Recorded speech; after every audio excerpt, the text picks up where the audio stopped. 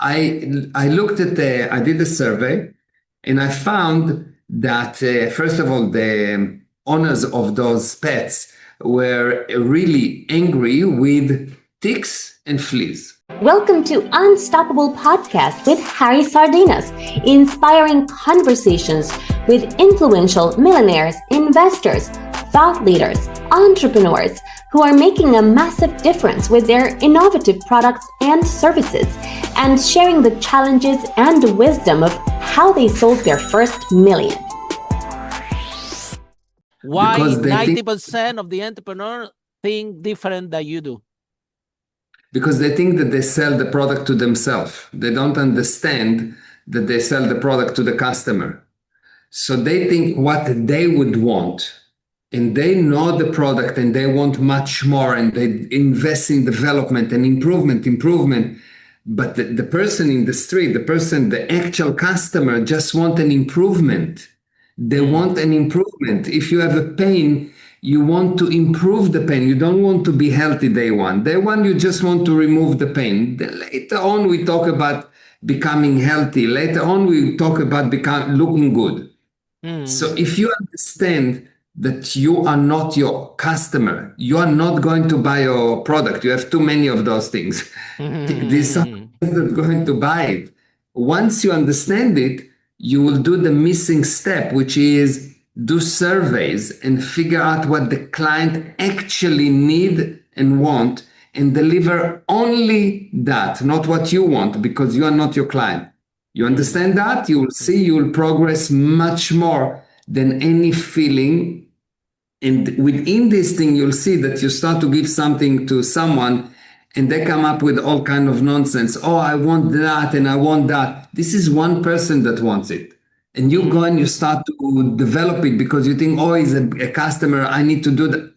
It's really not important.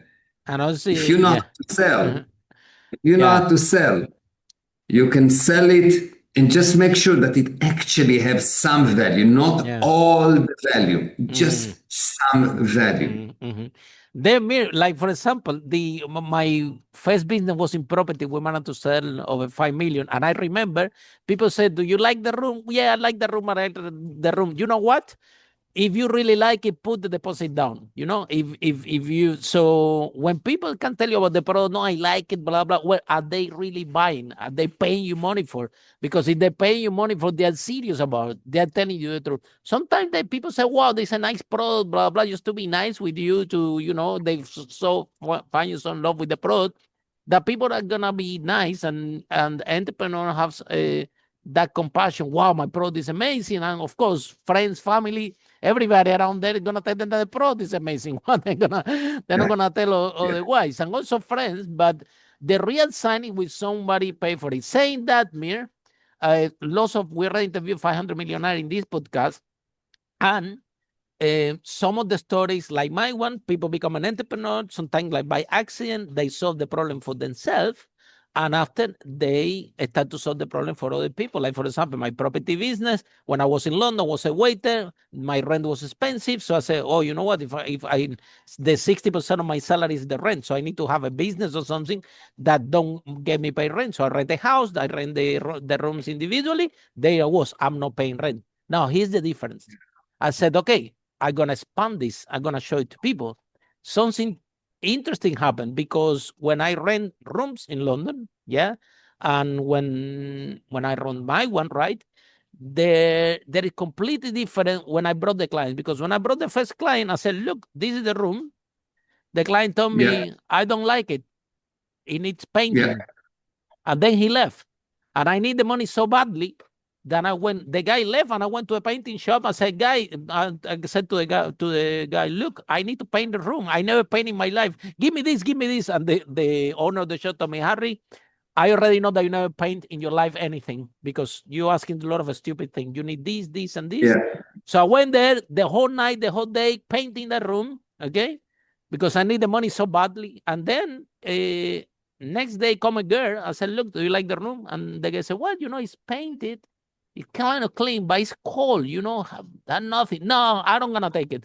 So the guy went out, and then I went directly to IKEA and said, okay, you want hot? I give you hot. In London, it's too cold. So I bought one blanket that have red, orange, and this warm color from IKEA. I bought a vase for £1 for the Chinese shop with a flower and a painting, a little bit black and white with a little bit of red to give it some color. Then the next girl come. I told her, "Do you want to take the room?" And the girl say yes. And 28 years down the line, I'm still here. You know what I mean? So the point is that sometimes it's the client, because I want you to expand the profound of what you just shared with me, because people need to understand. It's not that you're sitting there and you're saying this because you're just saying that. You're talking from experience. You're talking to someone clearly know what you're talking about. So how going out and asking for clients can actually shape your product. And I think that is the clients are the people that actually give the final touch. Out of the 500 millionaires still I have that interviewed this podcast, I haven't found anybody that told me, "Harry, you're not going to believe I designed this product and exactly how I designed it. I went out, I sell it, and I became a millionaire." Nobody has shared this story yet here. I already lost hope.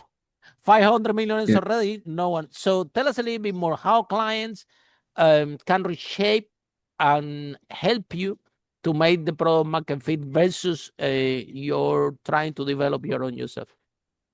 Yes. So when you want to bring a product to the market, the first thing you need to do is to realize that the customer defined the product in most cases, because the job of marketing is either to create want or to intensify a want that already exists. So if I need to create want, I need to find out what they actually want. And the tool is surveys. People don't survey. And because they don't survey, they survey themselves. They ask themselves, what do I like? So if you go and you survey your customers and ask them what's important for you, what is the problem that you're trying to solve, how would you like to solve it? And then you get all this data and you give them something that actually makes sense to them, actually help them, not you. If you do that, you will see that you'll give the first product and the product will not be perfect. For example, the first iPhone, I used to call it a blonde because it looks very nice, but not so useful. So you couldn't copy paste. You couldn't do a lot of things. Yes. So you need to get something that the customer will want, not perfect, not even close to perfect, but something that will help them a little bit. Once they purchase it, once they say, okay, fine, I purchase it, I survey again. And based on what they want, I improve, not based on what I need. Because if I'm in real estate and let's say that I'm renting a house, what I rent is not what my customer rent. It's totally different. Yeah. That happened to me. Yeah. So the first thing that I will do is I will make sure that I survey. I really need to understand what is the viewpoint of the client. And this is something that never happened or almost never happened because the founders are really sure that they know what the customer wants. The same problem with marketing. 90% of the marketing fail, or more than 90% of marketing fail, because no one actually survey the question, the message, or the design, or the buttons, or the positioning. They don't actually, if they know that those things even exist, they don't actually survey them. And if you don't survey, you do it for yourself. Like, for example, if someone will come to me in my company and say, "Meir, do you like this advertising?" I will fire them because what do you care if I like it or not? I'm not going to buy it. Show me what the customer wants. Yes, absolutely. 100%. So, but most of the time it doesn't happen. Most of the time people ask the founder what does he like, or the boss what does he like, and they do what the boss like, and the boss is not the client. 100%. So this is so this is really, really, really important. You will see that people buy because they agree with you. If you can bring agreement, you'll see people will buy. It makes a lot of sense what you're sharing with me, but still you go out there and again, exactly 80% of the company, this is how they do the marketing. This is something amazing. And they go to the boss because the boss is paying and say, look, boss, do you like it? And the boss said, wow, I love it. Here, I pay you. That's amazing. Let's roll it. Without any testing, without any result, without any numbers that prove that this is you gonna need work. to survey and you need to learn how to survey. Because if I go to any person, 99% of people, if I tell them, okay, what is the basic laws of surveys? They will not tell you. They don't know. Tell us. And because they Can you tell us? We all want to learn from you.